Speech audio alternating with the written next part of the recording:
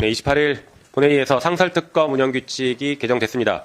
대통령과 대통령 가족의 범죄 의혹에 대해서 상설특검도 병행할 계획임을 말씀드립니다. 그런데 이에 대해서 대통령실은 반헌법적이다라는 얘기를 하고 있는 것 같습니다. 전혀 그렇지 않습니다. 상설특검 운영규칙은 여전히 상설특검법에 따라서 대통령에게 임명권이 있습니다. 헌법에 정확하게 부합합니다. 오히려 상황이 이 정도가 됐음에도 불구하고 수많은 증거들이 나옴에도 불구하고 대통령이 특검을 수용하지 않고 계속 거부권을 남발하고 있는 것 자체가 반헌법적이다라는 것을 분명하게 말씀드립니다. 최근에 잘못을 저지른 검사를 국회가 징계하겠다라고 하니 검사들이 집단 행동들을 하고 있습니다. 대통령과 김건희 여사에게 충성 맹세 중인 것입니까? 검사들은 행정부 공무원에 불과하다라는 것을 분명하게 인식하고 경거망동하지 말 것을 경고합니다. 그들에게 우리 헌법에 뭐라고 규정되는지를 좀 알려드리겠습니다. 헌법 제7조 1항에는 공무원은 국민 전체에 대한 봉사자이며 국민에 대하여 책임을 진다라고 하고 있습니다. 공무원이 국민에 대해서 책임을 져야 합니다. 서울중앙지검이 김건희 여사를 불기소했으면 그것에 대해서 국민에게 책임을 져야죠. 책임을 회피하고 있는 그 모습이 반헌법적인 것입니다.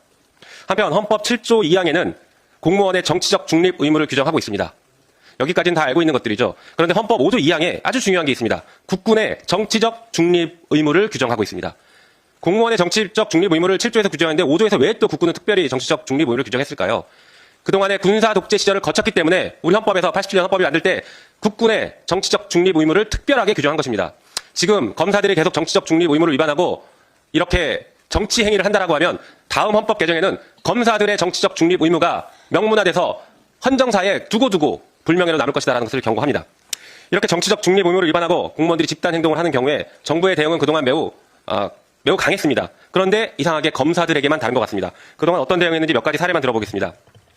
2006년 대구지방검찰청에서 근무했던 검찰 수사관이 내부통신망에 공무원 노조 결성을 독려하는 글을 올렸다가 직위 해제당했습니다. 검사가 아니라 검찰 수사관은 가혹하게 직위 해제했습니다.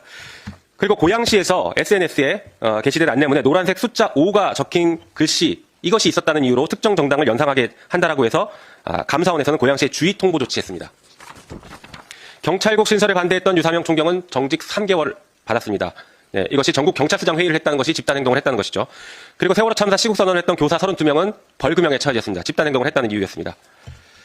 이렇게 다른 공무원들은 정치적 중립 의무를 위반했거나 집단 행동을 했다는 이유로 징계를 받거나 처벌까지 받았습니다. 그런데 대한민국에서 유일하게 검사들만 아무런 제재를 받지 않고 그들만의 특권을 계속 유지하고 있습니다. 국회는 더 이상 좌시하지 않을 것입니다. 오늘 법사위에서 이런 검사들에 대해서 감사원의 감사 요구를 의결하는 것을 처리하고 내일 본회의에서 표결 처리할 계획입니다. 그리고 더 나아가서 필요한 법적 조치는 국회에서 반드시 취하겠다는 것도 말씀드립니다. 이상입니다.